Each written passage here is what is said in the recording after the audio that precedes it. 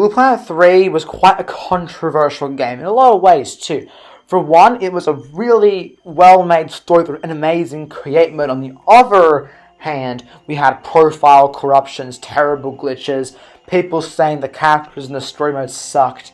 So I wanted to look at what I think is bad at the game, and then in part 2, what's good about the game. I actually think it's a pretty good game. It's the game I've played the most, and one of my favorites of all time, but yeah.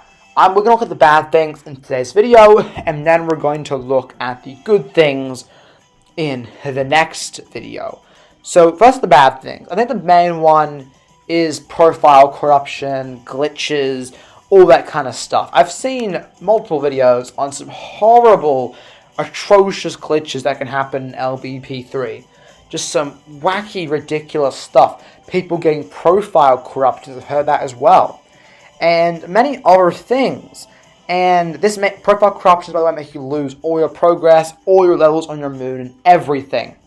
Uploading levels, I'm pretty sure, was a bit glitchy. Now, personally, because I bought the game in 2017, by then they had patched quite a few issues, but there still are a lot to look at.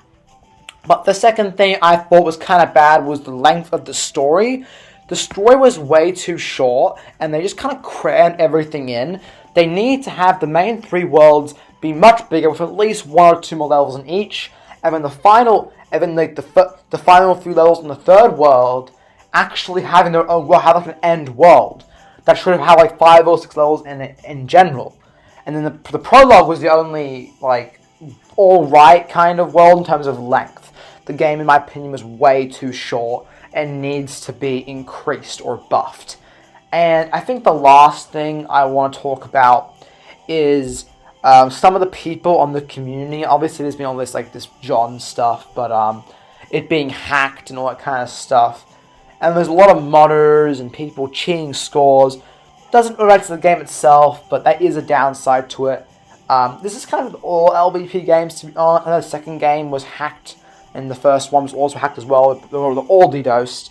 LBP 2 had a major copy and paste problem as well. So yeah, those are the only real downsides for me. The only other downside I can think of would be the underusage of the new characters, Oddsock, Toggle, and Swoop. They were only in a few levels each. They were so underused. Some of them had genuinely pretty cool powers.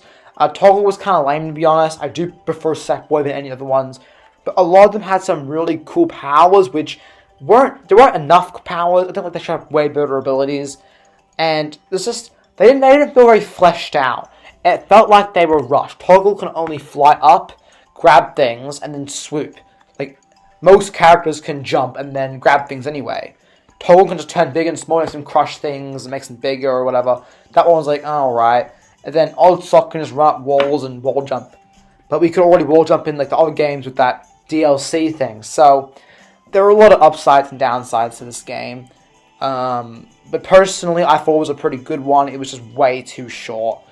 And it wasn't fleshed out enough, in my opinion. It was very rushed, of course. We all know it was a very, very rushed game, which probably explains these, but it was still kind of like, you could have done more there. Anyway, I do think it's a good game nonetheless. Thank you all for watching. Leave your opinions down below. Like, comment, and subscribe. I hit 400 subscribers. Very cool. See you guys next video. Bye-bye.